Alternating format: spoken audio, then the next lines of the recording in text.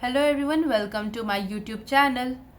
Today we are going to talk about Victorian age in English literature. It is a period of profound transformation, cultural tension, moral debate and unprecedented literary output. The Victorian era, named after Queen Victoria who reigned in Britain from 1837 to 1901. It was a time when literature became a mirror reflecting society's anxieties, hopes, fears, and ambition. Today, we are going to talk about this age. To understand Victorian literature, we must begin with the age itself, an age marked by rapid change. When Queen Victoria ascended the throne in 1837, Britain was undergoing seismic shifts. The Industrial Revolution was transforming the nation from a rural agricultural society to an urban industrial powerhouse.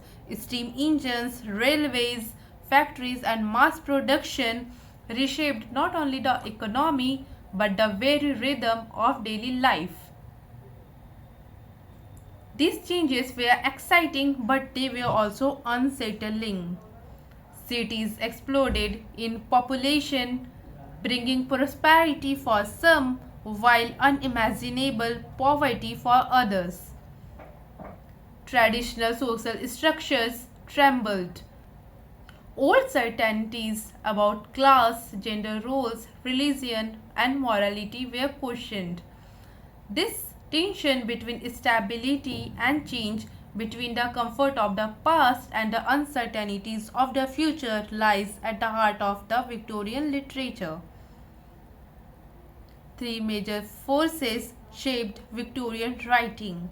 First, industrialization. Factories, machines, and smokestacks appear on the screen. The Industrial Revolution created wealth but also suffering. Writers became witnesses to social inequity, child labor, poor working conditions, overcrowded slums. Literature evolved into a tool for social criticism. Novels moved from romantic fantasies and toward realistic depiction of everyday life. Second, scientific and intellectual developments. Images of Darwin, scientific instruments, diagrams of evolution. The Victorian mind wrestled with new ideas. Charles Darwin's On the Origin of Species and advances in geology, biology, technology challenged traditional religious beliefs. Faith felt less stable, reason and science were rising. Writers reflected this conflict between doubt and belief, certainty and skepticism. Third one, expanding literacy and the growth of publishing. Newspaper rolling off presses, booksellers, circulating libraries.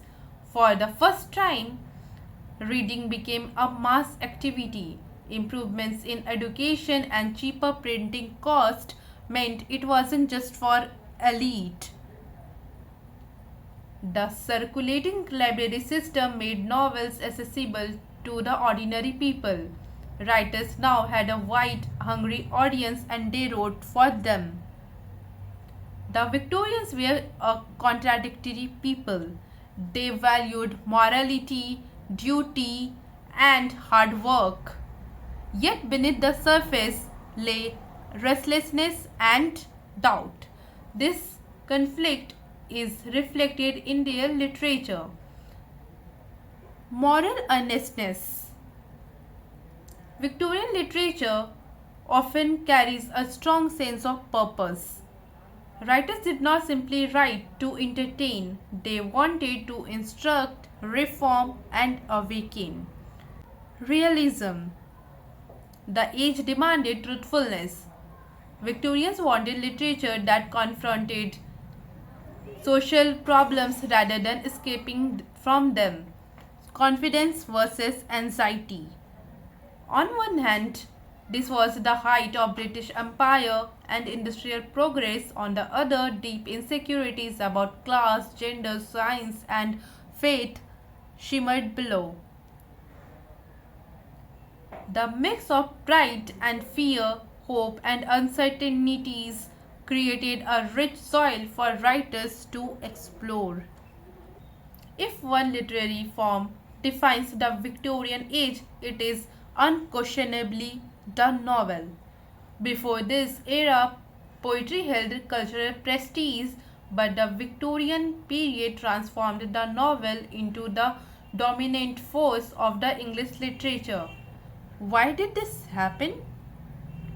The answer is that the Victorian novel became the voice of the people. It captured real life struggle, injustices, absurdities, and hopes. It mirrored society in a way no other form had ever done before. Serialization created suspense. It created cliffhangers. It kept readers waiting eagerly for the next part.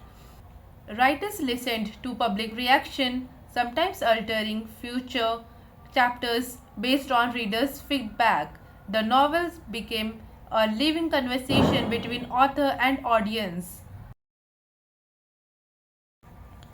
Charles Dickens. Charles Dickens is the voice of the Victorian public. Among Victorian novelists, no one stands taller than Charles Dickens. He was more than a storyteller, he was a national institution. His works explored the darkest corner of the society while celebrating human resilience. In novels like Oliver Twist, Bleak House, David Copperfield, Dickens tackled child labor, the cruelty of workhouses, legal corruption, industrial misery, and class inequality. His London is vibrant and chaotic, filled with unforgettable characters, comic, tragic, and grotesque.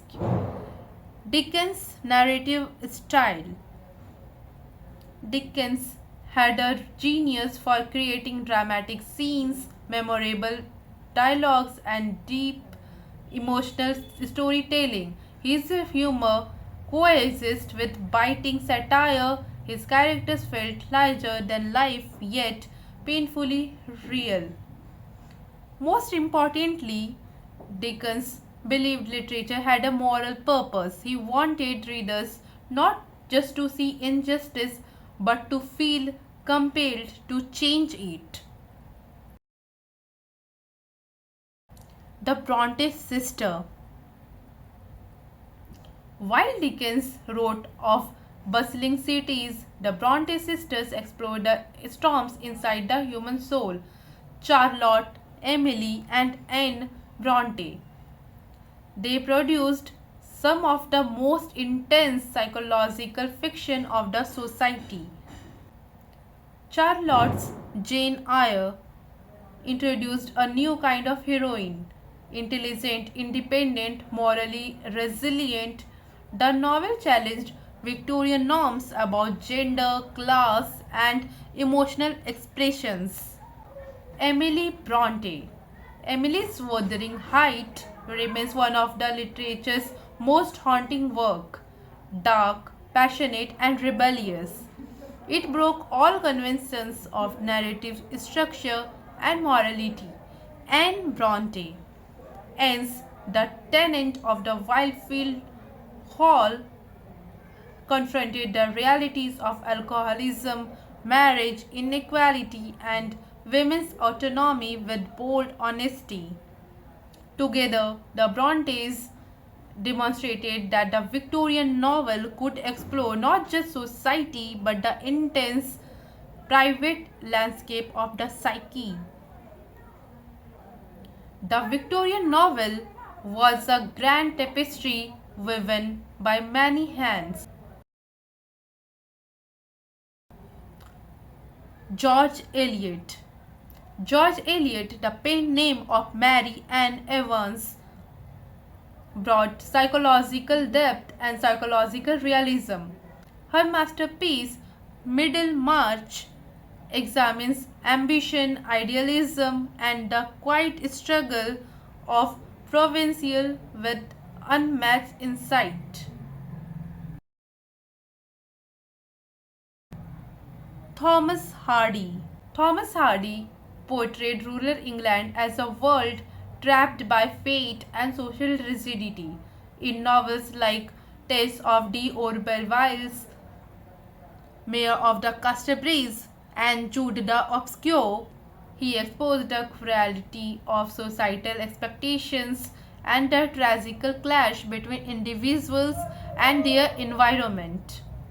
In the end, the Victorian age in English literature teaches us that stories are not just entertainments.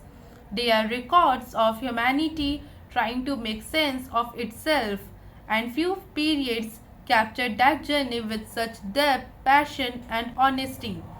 Thank you for joining this journey through one of the richest literary eras in history. If you like this video, please give it a thumbs up and subscribe to my YouTube channel. Until next time, keep exploring, keep reading, and keep questioning. Thank you so much.